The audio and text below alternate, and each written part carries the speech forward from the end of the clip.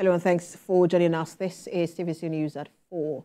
Ahead the 90th birthday of Nigeria's literary colossus and global icon, Professor Wole Soyinka, President Bola Tinubu has announced the decision of the federal government to rename the National Theatre in Iganmu, Surulere, as the Wole Soyinka Centre for Culture and the Creative Arts. President Tinubu described Professor Soyinka as one of the finest minds of his generation, conforming to the highest standards of human enlightenment, but unyielding to injustice, oppression, and base impulses.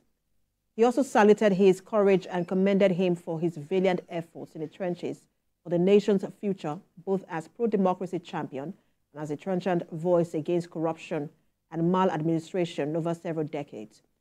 President Tinubu wished Professor Soyinka many more years in good health and creative fulfillment as a global force for change. And elsewhere, Vice President Shatima has emphasized the need for improved data collection, analysis, and deployment of technology to generate more comprehensive and inclusive evidence to guide government decisions. Senator Shatima says deploying technology to strengthen data systems and institutions, upgrading human resources and capacities, and promoting partnerships will guarantee a resilient and equitable future for all Nigerians. The Vice President spoke during the commemoration of the 2024 World Population Day at the banquet hall of the Presidential Villa, where he observed that this year's theme, which recognizes the power of data and emphasizes the promises of inclusive data, is instructive. We must pursue a system where government at all levels has access to inclusive data sources. This will ensure that policy actions and investments align with the needs of the people, providing decent jobs that pay sustainable incomes to the working-age population, creating affordable and equitable access to quality healthcare services at all levels, and ensuring quality education for all. Almost 2 decades, that's precisely 18 years ago, was when Nigeria conducted its last census. And that has implications on delivering an inclusive data and evidence of the reality in our dear nation for policy decisions, actions, and interventions that are encompassing. We are committed to working with stakeholders to ensure that young persons count to be counted. And it is in this light that we're also re-echoing our commitment to establish a national youth bank, a youth data bank. Imo State government has commenced partnership discussions with the Czech Republic to seek possible ways of collaboration in the areas of agriculture and livestock development. This effort is geared towards addressing food security and support federal government's policy drive on livestock development. Speaking to journalists shortly after a meeting with a delegation led by the ambassador of Czech Republic to Nigeria at Government House, Owerri, Governor Hope Uzodinma expressed optimism that partnership will boost food production, create jobs and wealth for the people of the state.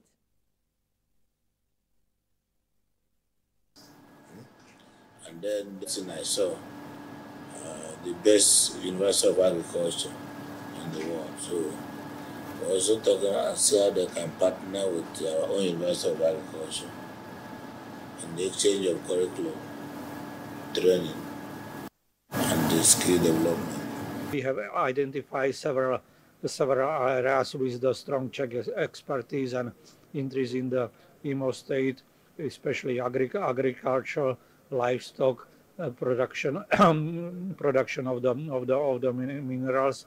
When Czech have not only technologies but also know-how, Czech companies, Czech institutions, Czech universities. And to other stories, media professionals have called on government and other public and private organizations to engage the services of certified public relations professionals to maintain and control accurate narratives. This call summed up activities at the Nigerian Institute of Public Relations Special Diamond Induction Ceremony for media practitioners in Abuja. TVC News' Tijesu Adeoye reports. The Nigerian Institute of Public Relations welcomes new members as it continues the celebration of its diamond anniversary. 540 new inductees from across Nigeria's media industry joins the rank of the NIPR. Aside their various commitments to reaffirm the highest form of ethical standards, they charge those at the helm of affairs to also prioritize the role of public relations in every sector to maintain authenticity, professionalism, and sanity in the media practice. We believe that we are all co-travelers in the field of communication, and we really have value to add, particularly on our various professions. Public relations is a very, very critical element of our national development.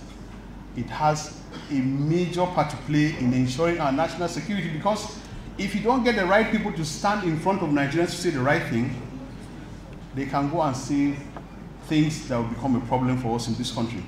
And we have seen how the social media is playing a major role in this kind of crisis that we're having in this country. No matter the quality of any policy, no matter how well articulated that policy is, unless you're able to share this policy with the public, with society, with your citizens, its full implementation and the realization of its full impact will be constrained significantly. As we welcome our newest inductees, let us celebrate their achievements and commitment to ongoing professional development. It is through the collective wisdom and experience of our members that the NIPR continues to shape the future of public relations and communications in Nigeria. The Institute implores media organizations and other practicing media professionals to join the Institute to avoid being labeled as quacks in the industry. Tijesu Adioye, TVC News, Abuja. In Imo State, about 1,500 vulnerable persons have received food items and cash donations. The gesture is aimed at mitigating the economic hardship in the state. Senior reporter Wole Soyinka filed in this report. Special church service is organized to honor the immediate chairman of the Christian Association of Nigeria in Imo State, Bishop Dami Mamza. Shortly after the service, vulnerable groups including people living with disabilities and widows drawn from the 21 local governments of the state were supported with food and non-food items. 1,000 of them received maize, salt, sugar, cooking oil, seasonings, mattresses and wrappers, amongst others. We want this to be done peacefully, and some of them are sick. They cannot stay here for long. And as you can see, some of them they are physically challenged. So please, we don't want too much hands in what we are going to do. That are bedridden. So we are going to take them to their own houses. So they are already, their own items are not included here. But the remaining ones, we want to go round. In his remark, Mr. Emmanuel charged the beneficiaries to use the items judiciously as the country's economic situation is yet to improve. This is part of my joy that makes me happy, to put the smile on the masses first.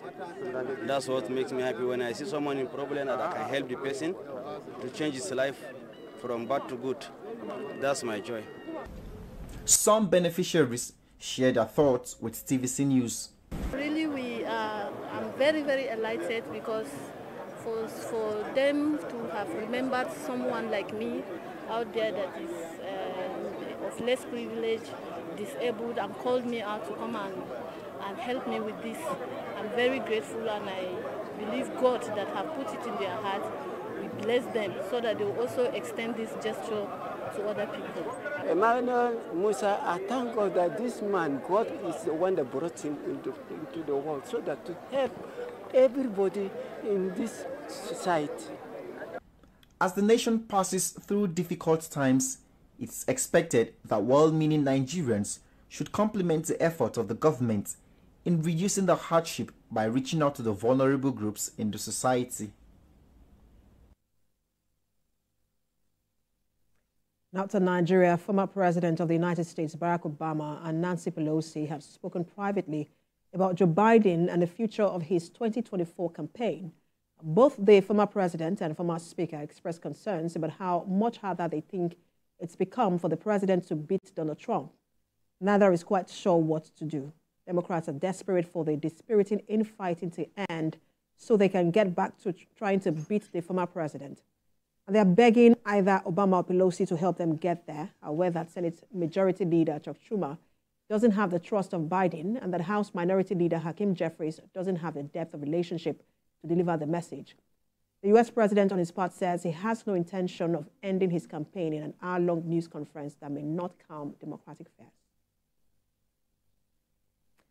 That's TVC News this hour. For more updates on the stories we're monitoring, you can visit our website, www.tvcnews.tv. You can also follow us on our social media handles. We're on Facebook, Instagram, and on X at TVC News NG. On YouTube, we're live at TVC News Nigeria. Thanks for watching. Coming up next is Sport Desk.